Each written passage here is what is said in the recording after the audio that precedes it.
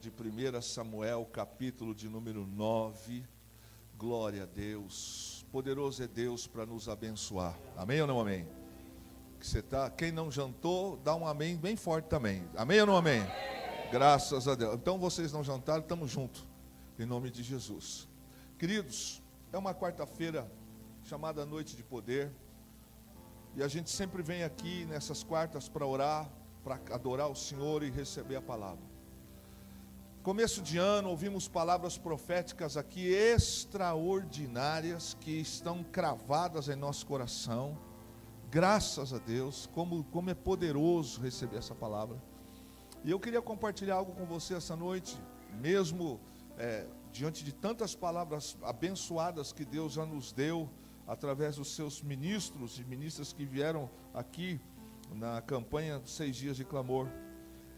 Começando hoje o primeiro culto oficial dessas nossas quartas-feiras, eu queria falar com você sobre blindar o coração. É muito importante a gente blindar o coração. E se a gente não tomar cuidado com blindar o nosso coração, ele pode gerar sentimentos, ele pode gerar desejos, cujos quais eles podem nos levar a ruínas, a situações lamentáveis. Com a sua Bíblia aberta, eu quero ler apenas alguns versos com você no capítulo 9, começando pelo versículo 1. Muito eu tenho refletido nesses versículos e nesse capítulo nesses últimos dias. Havia um homem de Benjamim cujo nome era Quis, filho de Abiel, filho de Zeror, filho de Becorate, filho de Afias, benjamita, homem de bens.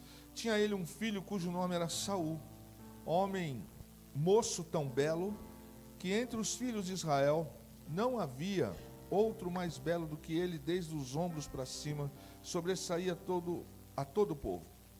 Extraviaram-se as jumentas de Quis, pai de Saul. Disse Quis a Saul, seu filho: toma agora contigo um dos moços, dispõe-te e vai procurar jumentas, elas que se perderam. Então Saul e o servo percorreram toda a região montanhosa de Efraim, a terra de Salis, a região de Salim e toda a terra de Benjamim, mas não encontraram as jumentas em parte alguma. Vindo eles então à terra de Zuf, Saul disse para o seu moço, com quem ele ia: vem e voltemos. Não suceda que meu pai deixe de preocupar-se com as jumentas e se aflija por causa de nós. Porém, aquele moço, lhe disse: nesta cidade há um homem de Deus e é muito estimado, tudo quanto ele diz sucede. Vamos agora mostrar-nos-emos a ele, porventura, o caminho que devemos seguir. Então Saul disse ao seu moço: eis, porém, que se lá formos, que levaremos então aquele homem? Porque o pão de nosso alforje se acabou, e presente não temos que levar ao homem de Deus. Que temos? O moço tornou a responder a Saul e disse: eis que tenho ainda em mãos 1/4 de ciclo de prata, o qual darei ao homem de Deus, para que nos mostre o caminho. Verso 14: subiram, pois, a cidade. Ao entrar, eis que Samuel lhe saiu ao encontro, para subir ao alto. Verso 17: quando Samuel viu a Saul, o Senhor lhe disse: eis um homem de quem eu já lhe falara. Saul se chegou a Samuel no meio da porta e disse: mostra-me, peço-te, onde é aqui a casa do vidente. Samuel respondeu a Saul e disse: eu sou o vidente. Sobe adiante de mim ao alto, que hoje comereis comigo. Pela manhã te despedirei, e tudo quanto está no teu coração eu te declararei. Amém? 3 coisas importantes para a gente blindar o coração, começando o ano bem, refletindo sobre isso. E você sabe que a palavra de Deus não é encantamento, não é magia, não é feitiçaria, não é engodo.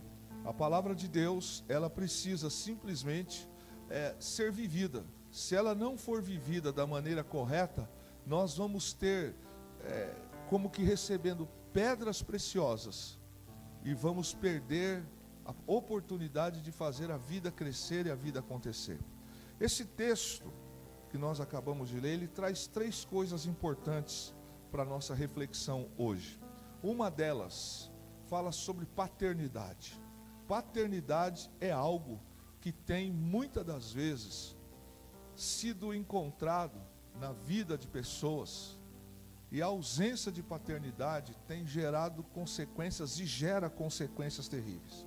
Eu já disse aqui, isso é o fato da vida, não tem novidade, não estou inventando a roda, que é possível filhos órfãos de pais vivos. É possível. Quando isso acontece? Quando os pais estão vivos, mas não dão destino para os seus filhos, não dão um norte para os seus filhos. Daí, preocupados estão em gerar carro, casa, passeio, entretenimento, mas não aponta destino. Paternidade tem a ver com apontar destino, mostrar destino, trazer para os filhos um caminho, um norte. Então é possível que existam filhos órfãos de pais que estão vivos, que não se preocupam, que não dão destino, que não dizem o que tem que fazer. Eu queria que você entendesse o peso disso, porque é uma coisa assim, de raio-x, você encontrar algumas situações, ou muito comuns nesse sentido, de pessoas que não sabem o que querem da vida, para onde vão, o que fazer, como resolver. São pessoas que não tiveram isso. Olha para o texto comigo, no versículo que nós acabamos de ler, diz que esse homem quis, ele era um homem de posses, era um homem de situações que financeiramente eram vantajosas, e ele poderia ter mandado qualquer empregado seu ir procurar jumentas, mas ele dá uma missão para o seu filho Saul, que se você parar para reparar, fala assim, o que ele quis dizer, ou por que ele mandou esse filho dele, já que o texto começa dizendo que ele tinha recursos para isso. Por que mandou o filho? Porque era uma experiência para o filho supervisionar algo que futuramente poderia cair sobre a responsabilidade de Saul. Quando nós encontramos esta determinação que nós encontramos aqui, nós percebemos o pai de Saul, Quis, dando um destino para o filho. É como que mostrando para o filho sobre valores da vida. Deixa eu te dizer, o que significava a gente, naquela época, procurar jumentas perdidas? Jumentas perdidas significava correr atrás de patrimônio, aquilo que poderia ter se perdido, de valores, porque as pessoas tinham naquela época os animais, e era medido o seu valor financeiro, o quinhão de uma família, pelos animais que ele tinha. Então pense comigo, quando Quis aponta para Saul e diz assim para ele, filho, pegue o moço e vá com ele procurar essas jumentas que se perderam. Ele está dizendo para o filho, vá, corra atrás, supervisione essa missão, supervisione o que está acontecendo, aprenda a ter responsabilidade. Eu estou te mandando um empregado, mas você é o filho do dono. O pai de Saul está mostrando para Saul, dando um norte, dando destino para ele. E o interessante desse texto, quando a gente olha, é que muito mais do que um destino apenas físico, nós encontramos Quis dando um destino espiritual. Nem Quis, naquele momento, tinha esse entendimento. Mas é interessante, você que é pai, nós que somos pais, aqui eu aplico tanto ao pai quanto à mãe, mas propriamente dito aqui, nós estamos vendo um pai que está dando destino. Porque quando ele diz para Saul procurar a jumenta, ele está dizendo para o filho, a vida tem responsabilidades. Você precisa zelar pelas responsabilidades. Você precisa cumprir responsabilidades. Então, querido, quando nós olhamos para isso aqui, acontecem duas coisas interessantes. Primeiro, que Saul está aprendendo a trabalhar, está aprendendo os valores da vida. O pai dele tinha posse, mas ele, o que ele conquistou? O que ele tinha? Então o pai estava lhe mostrando um caminho, lhe dando uma direção para a vida, vida física, vida neste mundo. Perder as jumentas poderia ser prejuízo. Então o pai o leva para aquela posição, para que ele também crie responsabilidades. Daí eu volto a dizer, pai precisa nortear os filhos, precisa mostrar caminho para os filhos. Eu sei que muitas das vezes até pode gerar algum tipo de algum sistema diferenciado dentro de casa, dizendo, mas não precisa, mas a gente precisa mostrar para os nossos filhos o caminho, dar um norte para eles, mostrar peso de responsabilidade, que a vida não é só ficar deitado, curtindo, vendo TV, brincando, não, a vida tem responsabilidades. Por que o pai não mandou então 2 empregados e mandou Saul empregado? Justamente apontando para o filho, ó, um dia eu não vou estar mais aqui, e você precisa saber viver. Você precisa saber cuidar das coisas. Mas aqui nós encontramos outras coisas. Que o pai de Saul estava também ali sendo usado para uma missão que Saul nem sabia. E a gente vai encontrar isso no texto. Mas eu queria que você pensasse comigo, quais seriam as consequências se Saul não tivesse aceitado os apontamentos do seu pai? Vamos pensar aqui, querido, a gente tem essa liberdade para pensar. Imagine, porque Deus já tinha falado com o profeta Samuel, dizendo para ele, ó, amanhã nesse mesmo horário, em tal horário, melhor dizendo, eu colocarei diante de você o rei de Israel que o povo tanto está querendo. Deus falou isso para o profeta, não falou isso para Quis. E aí, quando Saul obedece o pai, e ele vai, a gente sabe o que vai dar lá na frente como consequência. Ele vai ter um encontro com o profeta, vai receber a unção na sua cabeça e será o primeiro rei de Israel. Mas eu queria que você pensasse, se Saul se recusasse a receber a ordem do seu pai, se ele se recusasse em seguir a orientação do seu pai, será que a história que hoje nós conhecemos teria esse mesmo posicionamento? Será que hoje nós poderíamos falar dessa mesma história e dizer assim, poxa, apesar de ele ter sido desobediente ao pai, apesar de ele ter sido negligente com o pai, gritado com o pai, Deus assim o fez do mesmo jeito? Só para a gente pensar o quanto a gente receber a paternidade é importante. Porque uma coisa é quem não tem, e tem muita gente que não tem e quer ter, e tem gente que tem e faz pouco caso do que tem. E eu quero aqui falar da mesma condição espiritual, paternidade espiritual. Quantas das vezes a gente tem, mas abre mão, quer ser alma independente, daí quebrar a cara na vida, se machucar na vida. No campo aqui humano, quais seriam então as consequências se Saul dissesse assim, pai, eu não vou, o senhor tem tanto dinheiro, faz o seguinte, manda os empregados aí. Será que Deus, ainda assim, manteria Saul para ser o rei? Embora não fosse aqui o homem que Deus queria, nem o tempo que Deus queria, mas o povo quis.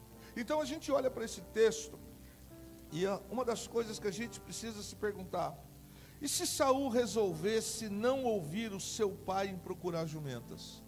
Com certeza, ele estaria deixando passar uma chance que Deus estava dando para ele. E, querido, outra coisa que a gente olha para esse texto, que a gente encontra de verdade, escute bem, há um peso aos pais que não dão direção para os filhos. Existe um peso de responsabilidade, através de ato de irresponsabilidade. Eu repito, existe um peso de responsabilidade, por um ato de irresponsabilidade, aonde um pai que não dá destino para os filhos, pode gerar na vida dos filhos consequências ruins. Tem um monte de homens e filhos, que não sabem coisas básicas da vida, que não tem compromisso com verdade, que não tem compromisso com trabalho, que não tem compromisso com estudo, que não tem compromisso de respeito aos outros, porque os pais ou o pai faltou com a responsabilidade de nortear ele. A gente acha bonita a criança fazer algumas coisas, e muitas das vezes a geração atual não repreende, não trata, não corrige, não faz, mas um dia a gente vai embora, e o que será dessa geração quando a gente for embora? Então o que a gente encontra nesse texto é um aviso para nós pais. Nós temos responsabilidade de apontar o destino, o caminho, o norte para os nossos filhos, de celebrar com eles, de chorar com eles, de fazermos festas com eles, mas também de sermos no momento certo e adequado, o repreendermos, os disciplinarmos e mostrar um norte para a vida dele.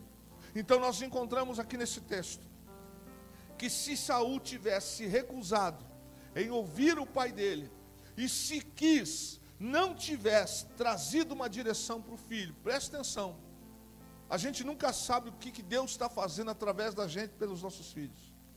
E o texto diz que é de grande responsabilidade os pais mostrarem, nortear, apontar.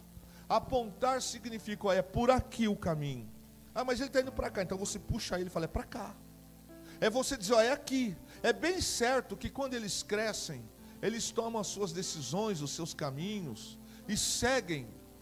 Mas a gente não pode chorar por ter sido omisso, por ter sido negligente, leviano, e não ter apontado para os nossos filhos qual é o caminho. A paternidade que nós encontramos aqui é algo extremamente importante para o filho. Você quer ver uma coisa? Deixa um filho seu se formar na escola e não vá na formatura dele.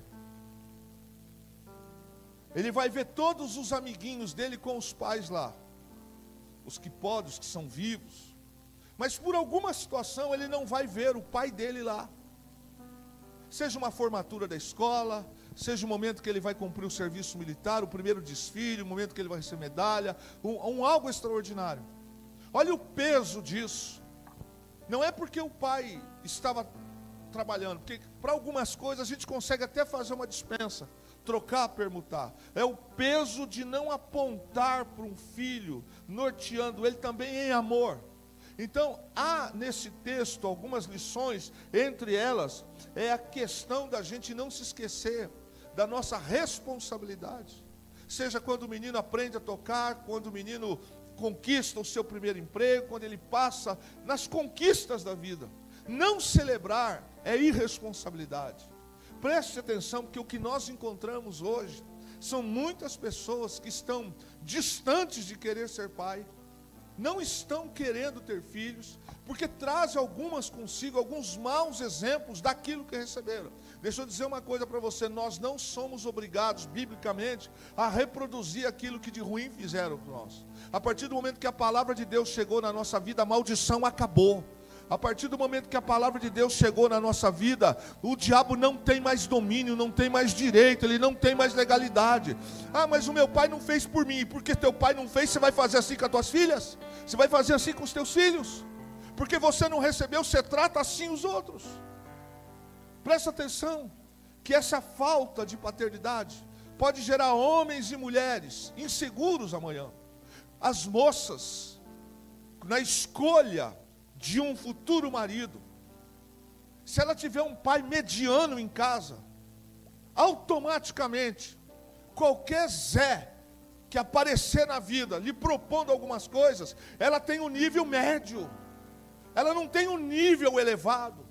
Presta atenção num pai que cuida, num pai que zela, que leva ela no médico, que acompanha ela na escola, ou ele também. Presta atenção, um filho que não vê o pai agredindo a mãe, mas vê um relacionamento saudável, vê carinho do pai com a mãe, da mãe com o pai. Presta atenção para você ver que quando chegar alguma conversa na cabeça da moça e do moço, eu falo já, ela vai olhar sempre, ela pode até começar alguma coisa, mas ela vai fazer uma comparação. Para aí, o meu pai não trata assim a minha mãe. A minha mãe tem um homem dentro de casa.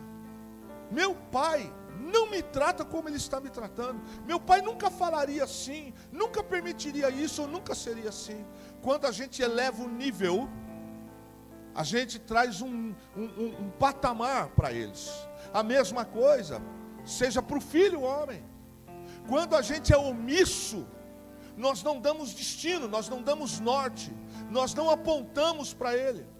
Então ele vê uma mãe que resmunga. Presta atenção, mãe.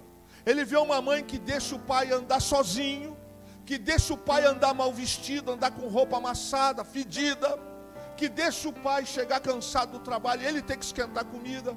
Não que ele, não é para ele fazer, mas é para o capricho, ficou o tempo da televisão, reclamando, causando. Este menino fala, eu não quero casar na vida nunca, sabe por quê? Porque em casa eu vi o sofrimento do meu pai em ser casado. Meu pai só aguentou o casamento por causa da gente que é filho. Sabe, querido, esta falta de paternidade, aqui eu quero colocar aqui o exemplo negativo de uma mãe que só reclama, uma mãe que só suga, uma mãe que não limpa a casa, uma mãe que não se preocupa com as coisas de Deus, um pai e uma mãe que não norteia os filhos com primazia, não frequenta a escola dominical, não frequenta culto de oração, não tem culto no lar. O que você está apontando de destino para a futura geração, tua descendência? Não está acontecendo a paternidade positiva, está acontecendo uma paternidade negativa. Nós estamos mandando uma mensagem para os nossos filhos: vai na igreja quando você quiser. Hoje mamãe não está afim, mamãe não vai, mas a mamãe fica em casa assistindo televisão. Nem para assistir o culto que é transmitida a mensagem ela faz. Aprende a ouvir comentários na mesa de casa contra a liderança, contra a igreja, contra irmãos, contra fulano. Amanhã a gente não sabe por que nossos filhos não querem servir ao Senhor. A gente não sabe por que nossos filhos não querem congregar. Mas eu me esqueço de que eu também não congregava. E minha filha, meu filho me assistiram escolhendo o culto que eu queria ir. Por isso, o texto nos aponta que a paternidade é extremamente importante para um filho. Eu repito, nossos filhos podem até errar, mas não será pelo exemplo ruim que nós ministramos sobre a vida dele. Em todo o tempo da nossa vida nós ministramos. Você que tem sobrinho, não tem, mas você tem sobrinho. Obreiros aqui na casa do Senhor. Olha a nossa responsabilidade com esta geração. Imagine como pastor deixar a igreja ficar uma bagunça, desordem no culto, o culto bagunçado, as coisas sujas. Que mensagem que nós estamos mandando de responsabilidade espiritual para a futura geração? É para Jesus e assim mesmo. Quer ver um exemplo? Pastor Luiz, que é mais ou menos conterrâneo meu aqui, ele vai lembrar, minha mãe lembra. Quem se lembra da época, Elisângela, que as pessoas iam louvar a Deus, davam o culto da oportunidade, que era aqueles cultos de 3, 4 horas. Vamos dar oportunidade para a irmã fulana. E era mais ou menos assim: irmã, você está com a oportunidade. Aí a pessoa fazia aquela coisinha toda, isso aqui, ia lá para frente e falou assim: irmãos, eu vou cantar aqui, mas se não sair bem, os irmãos perdoam, porque é para Jesus. Tem nexo nessa conversa? Tem nexo nessa conversa? Quer dizer, os irmãos perdoam se não sair bem, porque é para Jesus. Ô bendita, ô bendito, você dá qualquer coisa para Jesus? Porque para o prefeito você não pode dar qualquer coisa, para o governador você não pode dar qualquer coisa, mas para Jesus você dá qualquer coisa. Imagine eu como obreiro, eu chegando atrasado os meus compromissos como líder. Imagine eu como obreiro escalado, sabendo que o meu pastor é um cara que nesse assunto é sério, e diz assim: irmão, tem que chegar uma hora, eu chego 50, 30, 20 minutos antes do culto. Que paternidade é essa que eu estou ministrando na vida dos meus filhos? Uma paternidade mentirosa, enganosa. E eu estou balizando a vida do meu filho espiritual, estou dizendo assim: ser crente é isso aí. Imagine um pai não dizimista, uma mãe não dizimista, e os filhos crescendo, e os pais não ensinando quando dão uma mesada para ele, quando dão abençoa ele, com alguma coisa, dizer: filho, você estou te abençoando aqui todo mês, estou te dando 10 reais, 100 reais, não se esqueça, filho, tire do que é do Senhor, entregue para o Senhor. Isso é dar paternidade, isso é dar destino, isso é apontar norte. Imagine se esse moço aqui, chamado Saul, o pai dele tivesse feito assim: quer saber? Saulzinho, coitado, está cansado, não quer ir, dá mais um leitinho não para ele está cansado. O pai não estava dando destino. E esse texto nos mostra aqui, a paternidade é algo importante. Tem um monte de filhos que choram porque não tem um pai e uma mãe que pontua eles, que lhes chama atenção, que cuida deles, que marca eles. Eu já disse a você, eu já repeti essa história acho que umas 20 vezes aqui nessa igreja. Uma das primeiras aulas na filosofia do direito, na faculdade, quando uma pena de morte foi estabelecida, pelas primeiras nos Estados Unidos da América, quando um condenado foi lhe concedido o último desejo em vida, ele disse: quero falar com a minha mãe. Então, há um público que fica assistindo a execução do condenado, e aí a mãe dele veio, e quando a mãe chegou, a história registra isso, diz assim: mãe, eu quero te agradecer, porque hoje eu vou morrer, porque nunca a senhora se importou com as coisas erradas que eu trazia para dentro de casa. A senhora nunca correu atrás para saber quem me deu, se eu dei, se era verdade, se era mentira.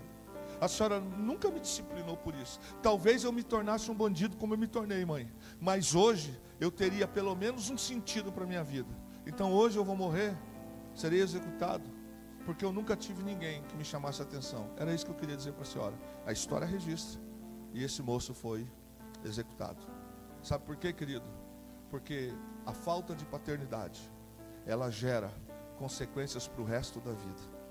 Tem gente que está me ouvindo aqui essa noite, tem gente me ouvindo pelas redes sociais. Deixa eu dizer uma coisa para você: não use de justificativa porque seu pai foi ruim, sua mãe foi ruim, para você continuar sendo um pai ruim e mãe ruim.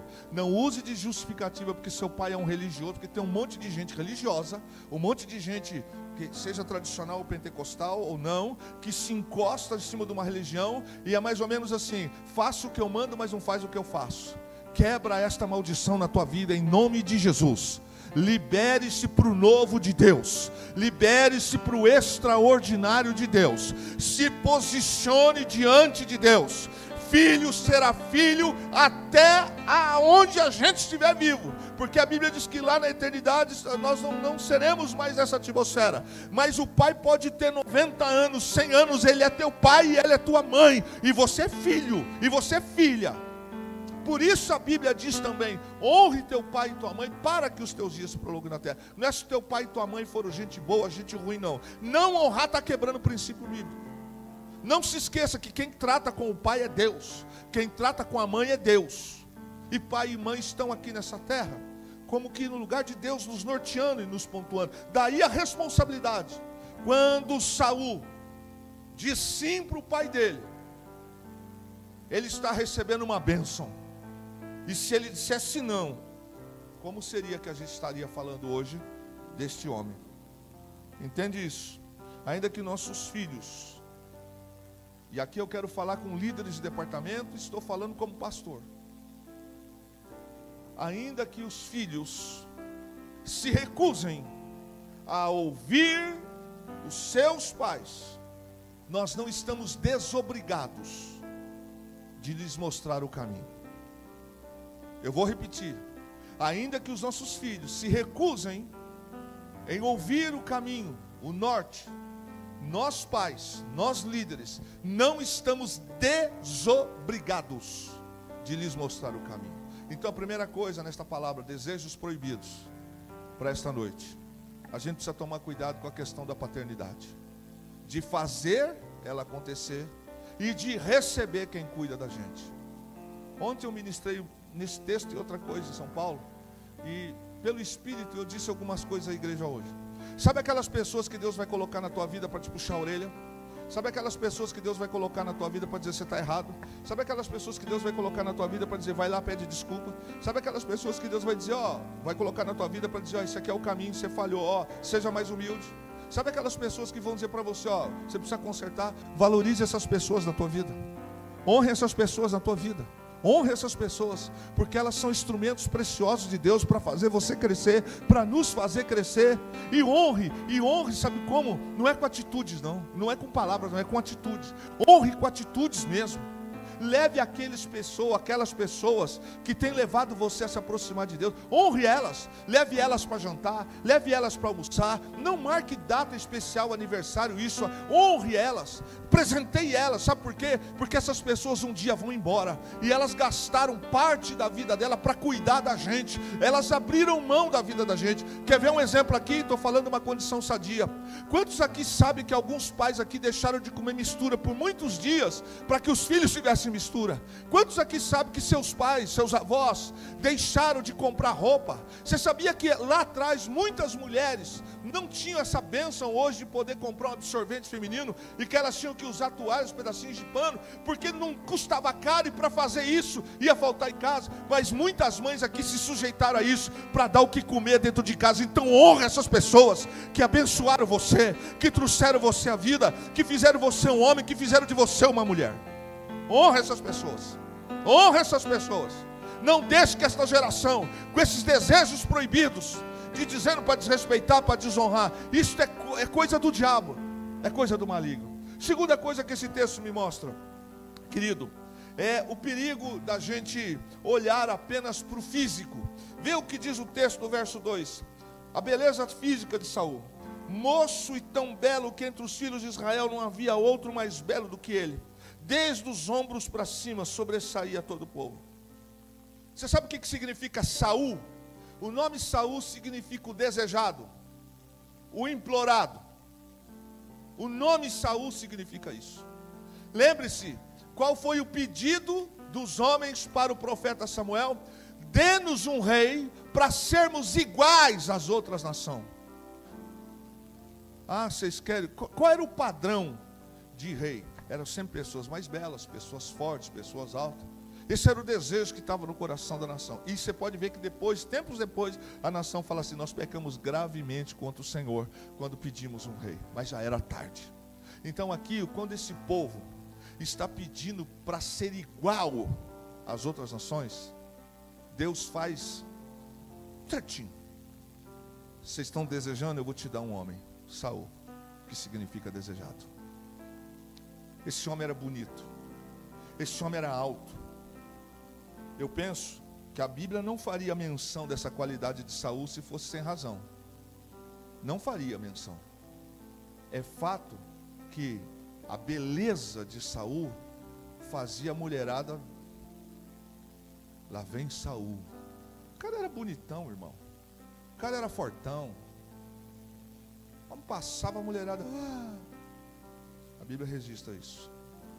Registra o quê? Que a beleza dele se destacava. Agora olha que interessante.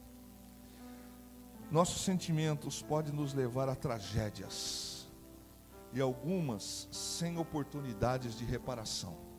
Quando a gente vai pelo físico, quando a gente vai, nós nos comportamos na vida espiritual e também na vida material, quando nós nos comportamos como uma nação, como pessoas que apenas olham para o exterior, que apenas olham para o físico. Os nossos sentimentos podem, os nossos desejos podem nos trazer sequelas para o resto da vida.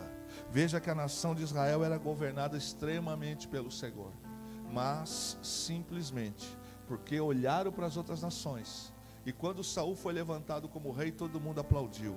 Era o bonitão, era o cara. Mas olha que coisa interessante, como os nossos olhos podem nos levar a erro.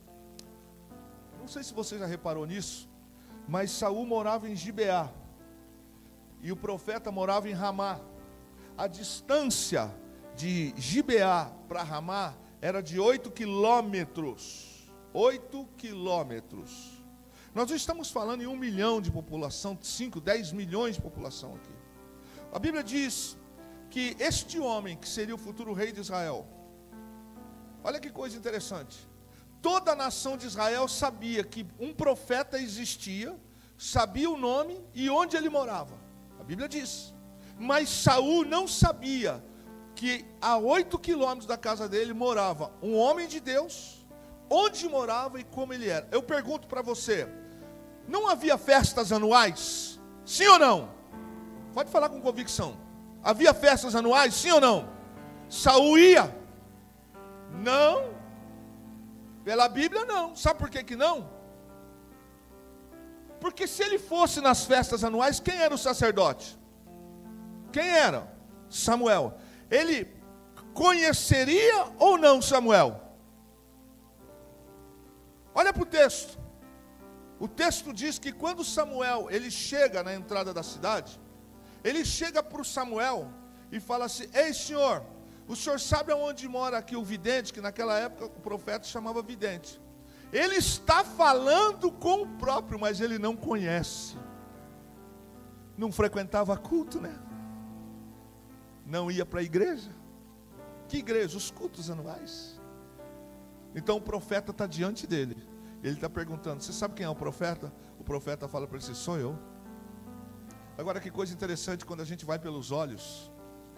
Esse homem tem riqueza, esse homem tem status, que ele é filho de Quis. E é interessante que todo Israel sabia onde morava o líder, mas ele não sabia. O povo queria um rei.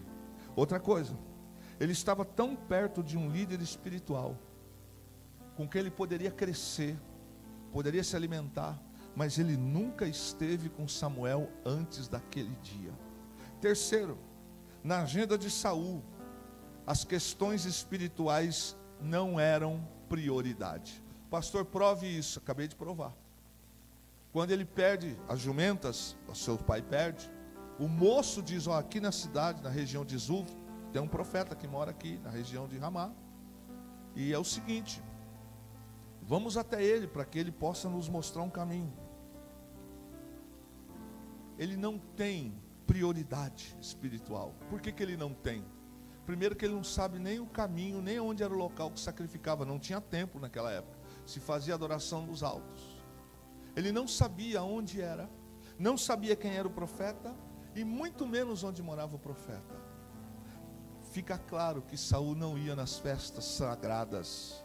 E se você olhar o Velho Testamento, você vai perceber que uma das quedas de Israel foi porque deixou de fazer as celebrações. Então veja que coisa interessante. Na agenda de Saul, questões espirituais eram questões, não vou nem dizer secundárias, porque o camarada que não sabe nem quem é o profeta, o juiz de Israel da época dele, era como se eu dissesse para você hoje: quem é o prefeito de São José dos Campos? Você ia dizer: pastor Anderson Faria. Quem é o governador hoje do estado de São Paulo? Tarcísio. Você não precisa ir lá para saber que é ele. Quando ele chega na cidade de Ramá, Deus é que conduz as coisas. O profeta vai de frente com ele e vai pedir informação. Por favor, o senhor sabe me dizer aonde que mora o profeta aqui? Ele fala: sou eu o profeta. Aí o senhor ele falou: segue na frente, vamos sacrificar. Depois eu vou te dizer, você vai jantar comigo hoje. E depois eu vou te dizer onde estão, o que você veio perguntar, mas deixa eu te dar um conselho: as jumentas do seu pai já estão encontradas. Fica claro que na agenda de Saul, a parte espiritual não era importante. Ele trabalhava nas lavouras com toda a família, mas para o culto ele não tinha disposição. Trabalhava o dia e noite, final de semana, se fosse o caso. Mas a 8 quilômetros, onde tinha cultos, festas anuais, ele não tinha tempo. Parece alguma geração? Parece? Que por causa... Veja, a gente diz que adora o Senhor. A gente diz que adora o Senhor. Mas um culto de domingo já não é nem prioridade. Culto de oração, vigília, escola dominical. Mas a gente tem disposição para tanta coisa. Só não tem disposição para algumas. E por que algumas coisas então estão acontecendo ou deixando de acontecer na nossa vida? É só a gente marcar desejos proibidos. Desejos que vão entrando na nossa vida. Aí a visita é mais importante, o almoço é mais importante, passear é mais importante, TV é mais importante, tudo. A gente vai deixando que isso aconteça. E de repente a gente não sabe mais nada. De vez em quando eu recebo essa informação: vai ter ceia esse mês? Deixa eu fazer uma pergunta para você: quando é que não tem ceia aqui, rapaz? Pastor, tem culto? Você, quando é que deixou de ter culto? Mas nem na pandemia a gente transmitiu aqui. Olha bem para o texto. Saul nunca esteve em sacrifício ministrado por Samuel. Nunca. Morando a 8 quilômetros do profeta, ele nunca foi para um culto aonde o profeta estava oferecendo sacrifício. Nunca. Porque senão ele saberia de longe: aquele é o profeta Samuel, eu vou falar com ele. Ele não faria aquela pergunta para o profeta: o senhor sabe onde mora? Saul não participava das festas sagradas, porque não era essencial na vida dele buscar ao Senhor. E terceiro e último, para evitar desejos proibidos na vida. Verso 4 a 6.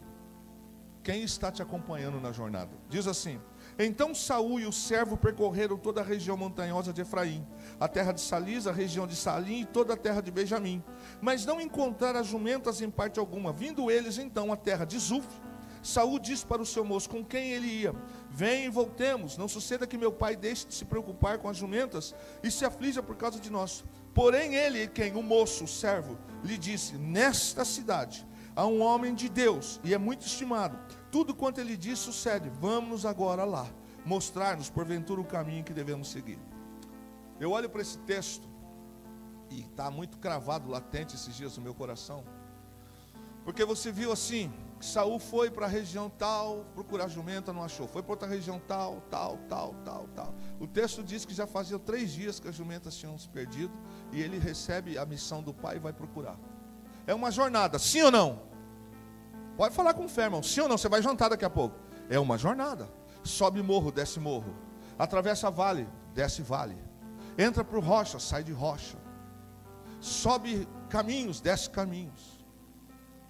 Pega noite fria, pega noite não fria. Anda por situações, é uma jornada. Mas o texto diz que eles andaram por aproximadamente 4 regiões, e não dá para falar aqui em quilômetros, quando Saul pensa em desistir. Ele diz assim: vamos voltar para casa. Eu não condeno aqui.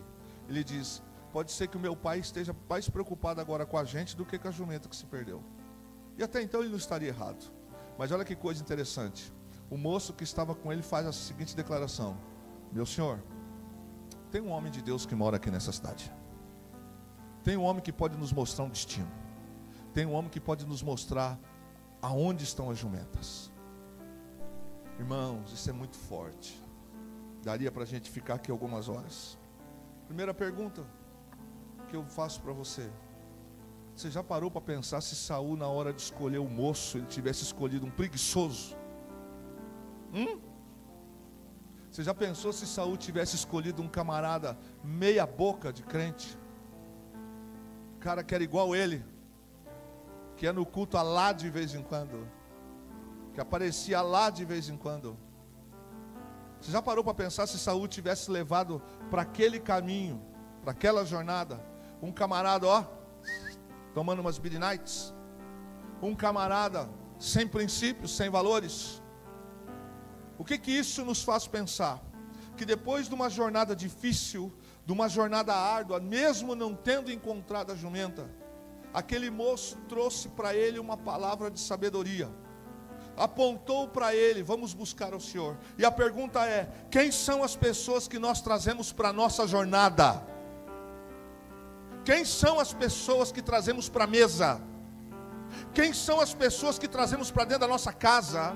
Quem são as pessoas que trazemos para passear com a gente no nosso carro? Quem são as pessoas que nós abrimos o coração para elas? Quem são as pessoas que estão nos dias ruins ao nosso lado? Quem são as pessoas que nós trazemos para a nossa jornada? Querido, as pessoas da nossa jornada, os seus conselhos são dignos de sabedoria divina. Todas as pessoas, para a gente pensar, que nós estamos andando com elas na jornada, o que sai da boca delas é conselho divino? É conselho divino? Uma vez, no setor de trabalho, um colega estava vivendo uma crise conjugal. Crise. Ele desabafou com o seu colega de trabalho. Um colega se desabafou com o outro. Eu estava lá e ouvi. Ele disse assim: cara, eu não estou cansado, meu. Acho que eu fiz burrada. Eu casei, meu. Pô, tá esquisito isso, aquilo. O que ouviu disse assim: sabe como resolver isso? Vamos para a boate. Vamos criar uma história de um plantão e vamos para a boate. Quem são as pessoas que nós estamos trazendo para a nossa vida, para a nossa jornada, para ouvir o que sai da boca delas? Ou o que sai da boca dessas pessoas são conselhos de sabedoria divina, ou são conselhos que não são de Deus? O moço que acompanhava Saul, ele sabia onde morava Samuel e quem era Samuel. Na jornada, quando Saul pensou em desistir, ele disse assim: há um homem de Deus nessa cidade. Quer uma pérola para você? Traga para a tua vida pessoas de sabedoria divina, pessoas que vão te mostrar aonde Deus está, pessoas que vão dizer para você: vamos orar, vamos na casa do homem de Deus, vamos para o culto, vamos ministrar, vamos buscar, vamos. Procure trazer para a tua jornada, não quem vai te melar, quem vai te paparicar, quem vai te encher de mimimi, você vai se sentir a rainha, o príncipe, porque esse é o problema dessa geração. Quer se sentir príncipe e princesa, mas não quer ser tratado como príncipe e princesa. Então não traga para a tua vida, para a tua jornada, quem vai falar só palavras doces que você quer ouvir, só o que você gosta de ouvir. Ai, que gostoso, que legal, ai, que bacana, é isso aí. Não, meu irmão, traga para a tua vida pessoas que na tua jornada, quando você errar, vai falar assim: vem cá, foi ruim aquilo, não foi legal, você está precisando orar mais. Ei, você falou uns negócios agora há pouco, que a Bíblia diz assim, ó, não pode de uma fonte sair 2 tipos de água. Você falou palavrão ali, rapaz. Ei, você chamou fulano para o pau. Ei, você disse para fulano. Ei, no meio da discussão você falou assim, ó, que se lasque, vou divorciar. Rapaz, você é crente, irmão? Que conversa que é essa, irmão? Se em vez de jejuar, dobrar o joelho, por que eu casei? Ei. Quem você está trazendo para a jornada da tua história? Este moço, no meio da desistência de Saul, ele disse assim: tem um homem de Deus aqui. Levante sua mão direita agora essa noite, se você crê. Que você seja cheio de Deus, para mostrar para as pessoas o caminho de procurar a presença do Senhor. Que da sua boca não saiam palavras de condenação, mas palavras de bênção. Que da sua boca saiam palavras que vão levar as pessoas para perto do Senhor. Que da sua boca saia a direção divina. Que da sua boca saia a palavra do Senhor na tua vida. Que quando você abrir a boca, ainda que as pessoas não queiram, você diz: assim diz o Senhor, assim diz a palavra de Deus. Baixe tua mão. Por isso eu disse: desejos proibidos é a palavra desta noite. Enquanto Saul andou com aquele homem, o caminho de Saul era certo. E eu estou terminando. Olha para a Bíblia, leia esse texto na sua casa bastante. Escreva uma dissertação sobre isso. Quem sabe você vai escrever um livro sobre isso aí. Enquanto Saul estava com aquele moço levou ele de encontro com o profeta. Aquele moço foi a ponte. Aquele moço foi o contato, foi o caminho. Aquele moço não perguntou para Saul: o que aconteceu entre você e o profeta? Ou se ele soubesse, a Bíblia não diz que ele soube depois. Ele não disse para Saul: ô Saul, fui eu que te trouxe aqui, hein? Não esqueça, hein? Pelo contrário, a história não registra Saul andando mais do lado desse homem, mas foi esse homem que deu um norte para a vida dele. É forte, né? Foi esse homem que levou ele para a casa do profeta. Foi esse homem que entra anônimo na história e sai anônimo da história. Foi esse homem que Saul, quando virou rei, não há registro que trouxe ele para ser conselheiro. Agora você dá uma olhada, Pierina, as barbaridades que Saul cometeu.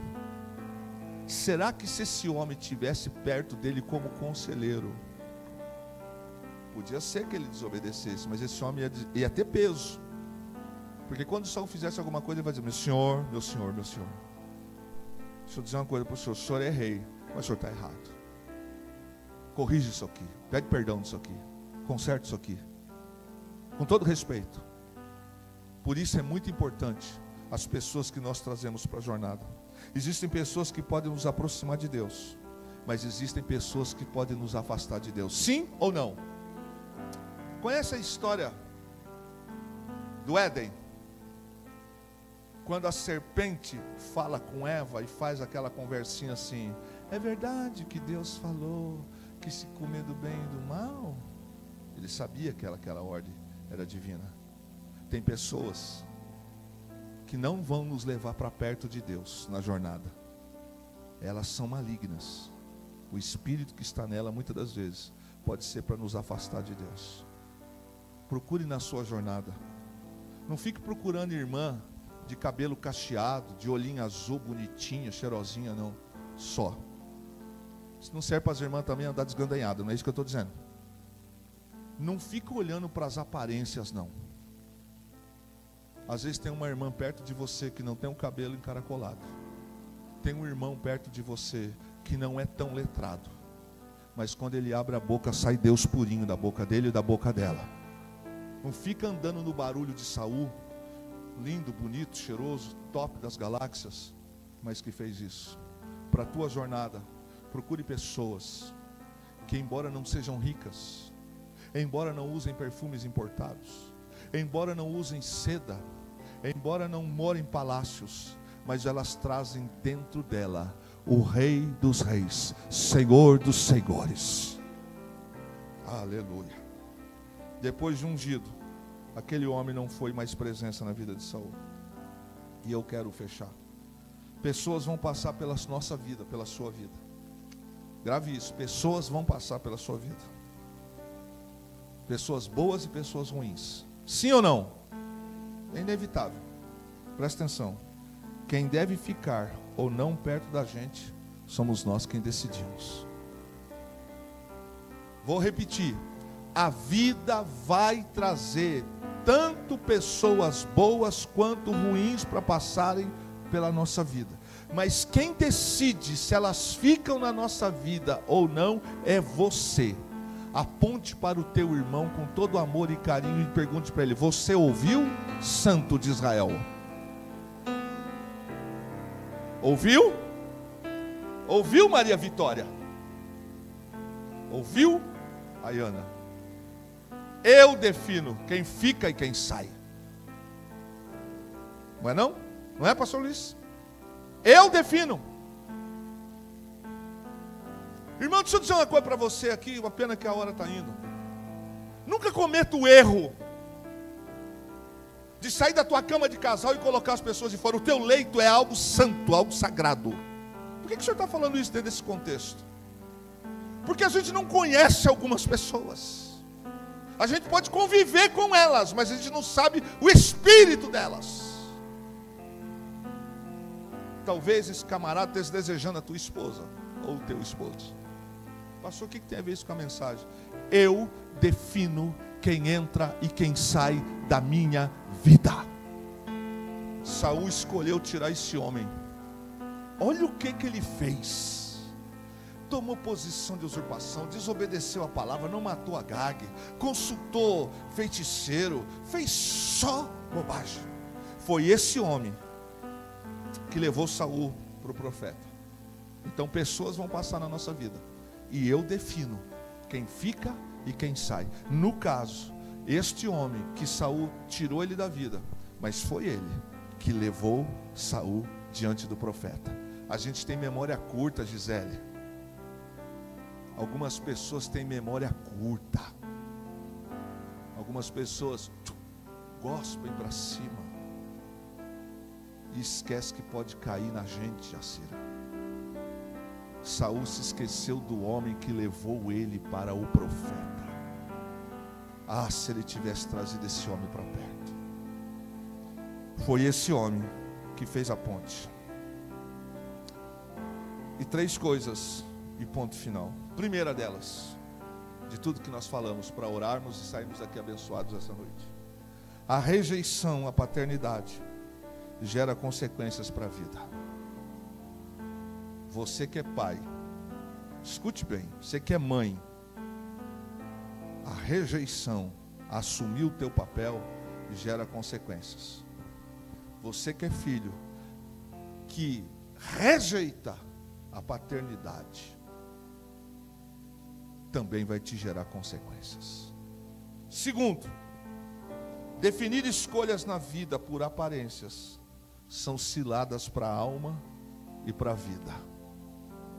Tem gente que está amarrando a sua vida com almas independentes que não servem, que não temem, que não querem nada com Deus.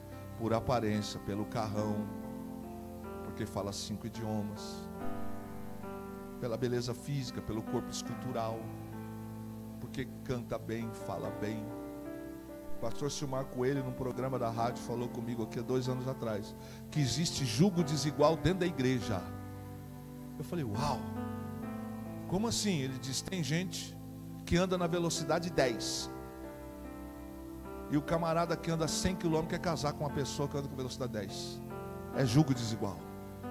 tem gente dentro da igreja que não tem vontade de crescer, de avançar, de ganhar. E você está assim, ó, estudando, ralando, mas não falta culto, fazendo inglês, fazendo isso, fazendo aquilo, fazendo mandarim, fazendo. Foi pela aparência. A aparência. A nação pediu. Deus, vocês querem isso? Não era meu propósito. E por último, e essa aqui para mim é forte, para minha alma.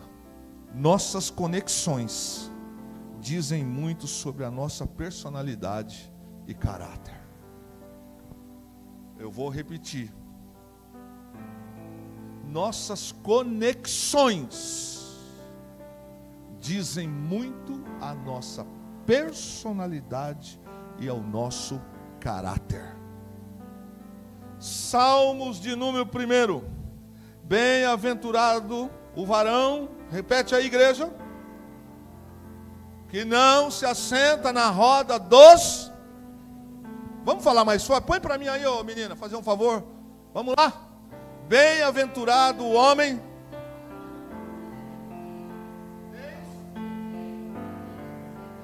antes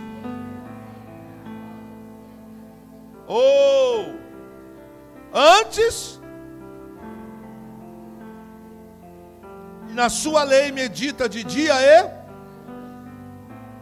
Eu vou falar uma coisa para você, irmão. Não estou falando de oreada não, porque eu trabalhei nas encruzilhadas da vida aí. As nossas conexões falam muito da nossa personalidade e do nosso caráter. Eu acho que todo pastor que vai pregar e fala, agora é a última mesmo, agora é a última. Um dia eu sentei com um amigo.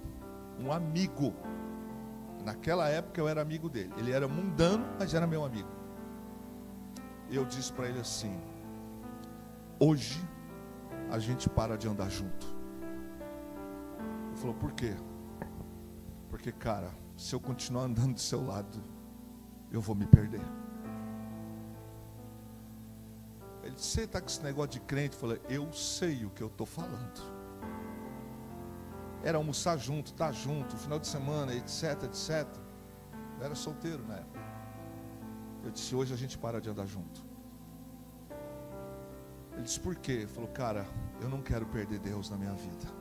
E eu estou distante de Deus. Eu estava dentro da igreja, eu tocava bateria na igreja, mas eu estava distante de Deus. Passa-se alguns anos, eu o encontro pela última vez vivo num shopping aqui de São José. A hora que ele me viu, ele disse, Clebão, eu falei, fala, gente boa. A gente se abraçou, a gente se gostava. Ele disse, por onde você anda? Eu falei, pelo mesmo lugar, e você? Ele disse, você sabe por onde eu ando. Ele debochava de cristão. Naquele dia, num shopping aqui de São José, era quase 19h30 da noite, ele baixou a cabeça e falou assim, Clebão, ora por mim. Eu falei, você está de brincadeira, cara? Ele falou, não, estou falando sério. Ora por mim, porque você fez a decisão certa. Ele disse para mim, de tudo que eu fiz errado não tem mais jeito. Eu disse, para Jesus tem. Ele disse, então ora por mim. Eu orei por ele, nos abraçamos. 30 dias depois ele foi assassinado aqui. Eu vou falar um negócio para você, só para a gente pensar. Se eu tivesse junto, talvez eu fosse assassinado aquele dia. Porque as nossas conexões falam da nossa personalidade e do nosso caráter. Amém. Vamos ficar em pé, queridos. Quem de verdade